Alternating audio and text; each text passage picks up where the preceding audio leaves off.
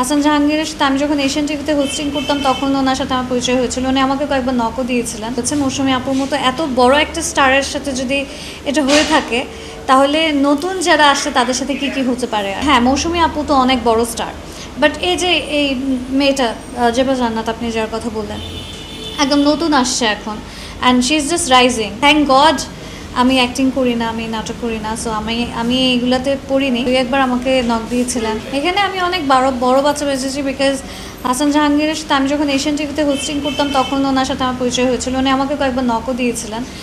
উনিও আমাকে বলেছিলেন যে নাটক করতে ওনার সাথে, বা উনি নাটক করছেন ওনার সাথে বলেনি, আমি করতে চাই কিনা বা এরকম। উনি অনেক সিনেমা টিমা বানিয়েছেন, বাট থ্যাংক গড আমি অ্যাক্টিং করি না, আমি নাটক করি না, সো আমি এইগুলাতে পড়িনি, আমার সাথে এরকম হয়নি। বাট এই যে হ্যাঁ, মৌসুমী আপু তো অনেক বড় স্টার, বাট এই যে এই মেয়েটা জেবা জান্নাত, আপনি যার কথা বললেন, একদম নতুন আসছে এখন, and she is just rising. ওনার ক্যারিয়ারটা মাত্র শুরু হচ্ছে সুন্দর ভালো ভালো কাজ দিয়ে।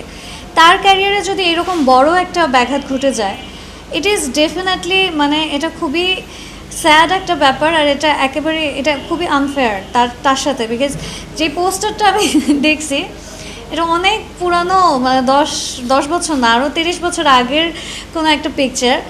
এইখানে কেউই চাইবে না তার ছবিটা এভাবে দিতে, একটা ভালো কোনো একটা আর্টিস্ট যে তার ফেস এভাবে করে যাবে।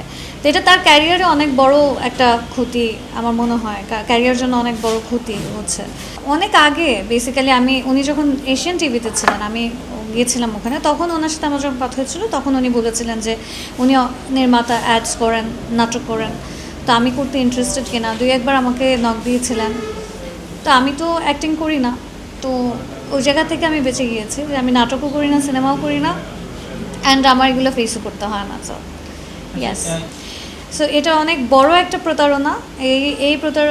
এই প্রতারণাটা কারোর সাথেই হওয়া উচিত না, অ্যান্ড যা হয়েছে এটা খুবই খারাপ হয়েছে। মৌসুমী আপুর মতো এত বড় একটা স্টারের সাথে যদি এটা হয়ে থাকে তাহলে নতুন যারা আসছে তাদের সাথে কি কি হতে পারে। আর সো স্ট্যাবলিশড মানুষের সাথে যদি এগুলো হয়ে থাকে তাহলে, আর এটা যদি কোনো অ্যাকশন না নেওয়া হয় তাহলে we have to lose our hopes from the ইন্ডাস্ট্রির টিকে থাকাটা টাফ হয়ে যাবে।